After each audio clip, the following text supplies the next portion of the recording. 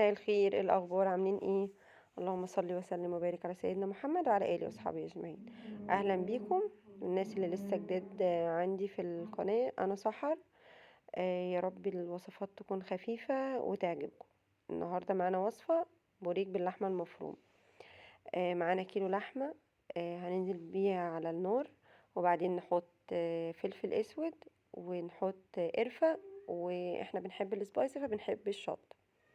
انتي مش عايزه تحطي الشطه، طبعا تقدري تستغني عنها. وتقدري تستبدلي الوصفه دي بدل الفراخ بلحم، بدل اللحمه فراخ. بصدور فراخ تقطعيها مربعات صغيره وتشوحيها بدل اللحمه. انا معانا هي كيلو لحمه، لان انا هعمل كذا وصفه.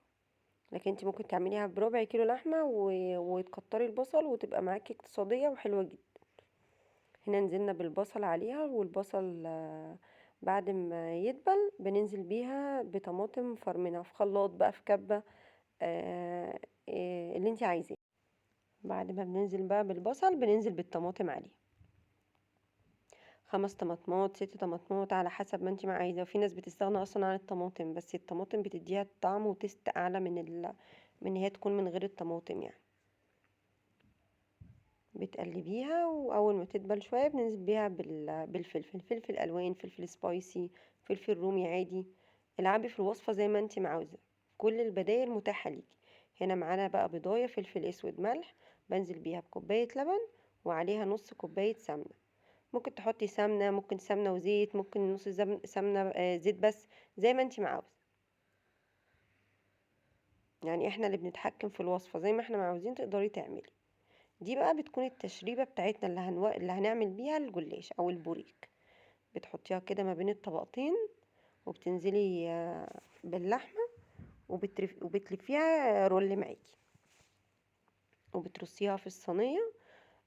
وزي ما اتفقنا ممكن تخلي الوصفة بصدور الفراخ او باللحمة، زي ما انت عاوزة، وعلى حسب امكانياتك وعلى حسب الموجود في تلاجتك.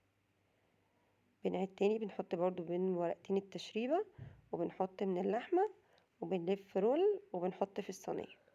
وبعد كده بتقطعي، بعد ما تخلصي بتقطعي، بس قطعي كويس قوي، علشان خاطر وانتي بتطلعي من الفرن وبتيجي تقدمي ما تضايقكيش، ما يبقاش البوريك او الجلاش اللي معانا لازق في بعض. وبناخد بقى من التشريبة تاني وبنشرب بيها الجلاش. يا رب لغاية هنا تكون الوصفة عجبتكم وتكون سهلة وبسيطة. ولو عجبتكم ياريت ما ننساش اللايك والاشتراك في القناة.